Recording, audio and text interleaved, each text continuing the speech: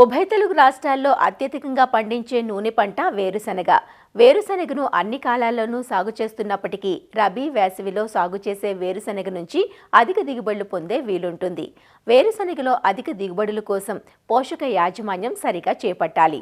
మంచి గింజకట్టు, దిగుబడితో పాటు గింజల్లో నూనె శాతం బాగుండాలంటే తొలి దశ నుంచి సిఫార్సు మేరకు ఎరువులను అందించాల్సి ఉంటుంది. ప్రస్తుతం 2-3 వారాల్లోపు దశలో ఉన్న రబీ, వేసవి వేరుశనగలో ఎరువుల యాజమాన్యం గురించి సూచనలు అందిస్తున్నారు ప్రొఫెసర్ జయశంకర్, తెలంగాణ రాష్ట్ర వ్యవసాయ విశ్వవిద్యాలయం రాజన్ నగర్ వ్యవసాయ పరిశోధనా స్థానం శాస్త్రవేత్త డాక్టర్ టి ప్రభాకర్ రెడ్డి. ప్రస్తుత వేరుశనగ పంటలో పోషక యాజమాన్యం గురించి తెలుసుకుందాం. ప్రస్తుతం ఈ వేరుశనగ పండించే భూములన్నీ కూడా తేలిక నేలలు, ఇసుక ఎక్కువగా ఉండే ఎర్రచిలక నేలలు ఉన్నాయి. ఈ నేలల్లో సేంద్రియ కర్బనం అనేది చాలా తక్కువగా ఉంటుంది. సో ఇలాంటి నేలల్లో మనం వేరుశనగ పండిస్తున్నప్పుడు తప్పనిసరిగా పంట విత్తే ముందు ఒక ఎకరాకి 3 నుంచి 4 టన్నుల వరకు సేంద్రియ ఎరువులు వేసుకోవాలి. దాంతోపాటు రసాయన ఎరువుల యాజమాన్యం కనుక చూసినట్లయితే ఒక ఎకరాకు 18 కిలోల యూరియా, 100 కిలోల సూపర్ ఫాస్ఫేట్, దాంతోపాటు 33 కిలోల మ్యూరేట్ ఆఫ్ పొటాషియం వేసుకోవాల్సిన అవసరం ఉంటుంది. సిఫారసు చేయబడిన యూరియాను 2 భాగాలుగా చేసుకొని 18 కిలోల యూరియాను మనకు విత్తేటప్పుడు అంటే విత్తక ముందు వేసుకోవాలి.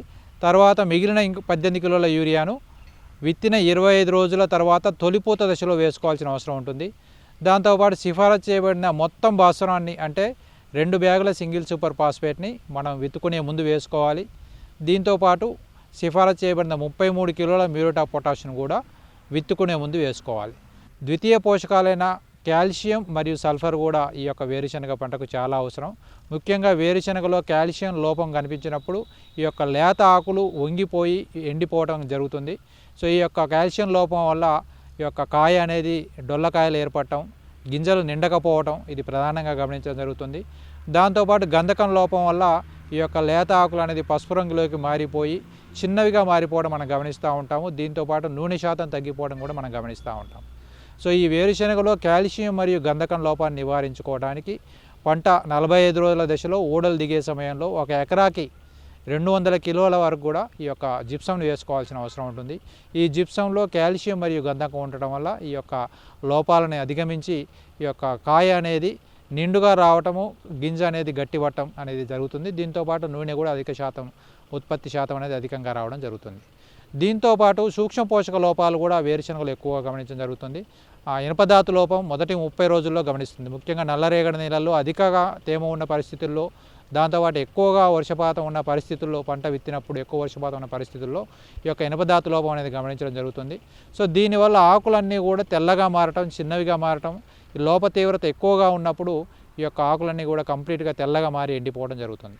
సో ఈ యొక్క ఇనుపధాతు లోపాన్ని నివారించుకోవడానికి 1 లీటర్ నీటికి 5 గ్రాములు అంటే ఒక ఎకరాకి 1 కిలో అన్నబేది, దాంతోపాటు 200 గ్రాముల సిట్రిక్ యాసిడ్, అంటే సిట్రిక్ యాసిడ్ అందుబాటులో లేని పరిస్థితుల్లో 1 నిమ్మకాయ రసాన్ని కూడా మనం పిండి ఈ యొక్క ఇనుపధాతు లోపాన్ని నివారించుకోవడానికి మనం ఈ యొక్క అన్నబేదిని పిచికారీ చేసుకోవాల్సిన అవసరం ఉంటుంది.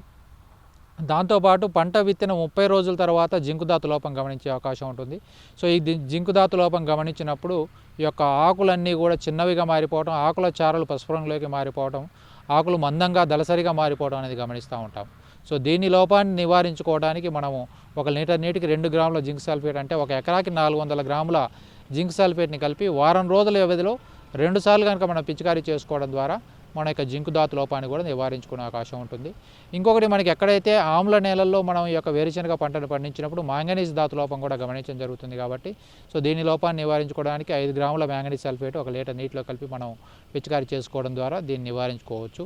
ఇంకొకటి, ఎక్కడైతే మనం వేరుశనగని తేలిక నేలల్లో, తువ్వ నేలలో సాగు చేస్తున్నామో దీంట్లో 70% నేలల్లో బోరాన్ ధాతు లోపం గమనించడం జరుగుతుంది. ఈ యొక్క బోరాన్ ధాతు లోపం గమనించినప్పుడు ఈ వేరుశనగలో ఈ యొక్క ఆకులు చిన్నవిగా మారిపోవటము, కాయల మధ్యలో నలుపు రంగు రావటము, దీనికి సంబంధించిన ఆఫ్లోటాక్సిన్ కంటెంట్ అనేది పెరిగిపోవడం మనం గమనిస్తూ ఉన్నాం. దీంతోపాటు పూత రాలిపోవడం కూడా ఈ యొక్క బోరాన్ ధాతు లోపం వల్ల ఎక్కువగా గమనించడం జరుగుతుంది. కాబట్టి దీని ధాతు లోపాన్ని నివారించుకోవడానికి పంట విత్తేటప్పుడు 15 కిలోల బోరాక్స్ని మనము విత్తేటప్పుడు వేసుకునే అవకాశం ఉంటుంది. లేదంటే పంట పైపాటుగా మనం బోరాన్ ధాతు లోపం గమనించినప్పుడు 1 లీటర్ నీటికి 1.5 గ్రాముల బోరాక్స్ని కలుపుకొని మనం పిచికారీ చేసుకోవడం ద్వారా మనం 300 గ్రాములు 1 ఎకరాకి పిచికారీ చేసుకోవడం ద్వారా ఈ బోరాన్ ధాతు లోపాన్ని కూడా మనం నివారించుకునే అవకాశం ఉంటుంది. దీంతోపాటు ఈ యొక్క వేరుశనగ పంటలో విత్తన శుద్ధికి గాను మనం రైజోబియంతో కనుక విత్తన శుద్ధి చేసుకున్నట్లయితే ఒక 200 గ్రాముల రైజోబియంని ఒక ఎకరాకి సరిపోయే విత్తనానికి మనం విత్తన శుద్ధి చేసుకున్నట్లయితే ఈ యొక్క నత్రజని స్థిరీకరణ జరిగి ఈ యొక్క నత్రజని మోతాదు కూడా మనకు పంటకు అందే అవకాశం ఉంటుంది. కాబట్టి మనం రైజోబియంతో విత్తన శుద్ధి చేసుకోవటము ప్రధాన పోషకాలకు మరియు ద్వితీయ పోషకాలైన కాల్షియం, గంధకం, దాంతోపాటు ఐరన్, జింకు, బోరాక్స్ ఇవన్నీ కూడా బోరాను ఇవన్నీ కూడా మ్యాంగనీస్. సో ప్రధాన పోషకాలు మరియు సూక్ష్మ పోషకాలు సరైన పరిస్థితిలో సరైన సమయంలో కనుక మన పంటకు అందించినట్లయితే వేరుశనగలు అధిక దిగుబడులు సాధించుకునే అవకాశం ఉంటుంది.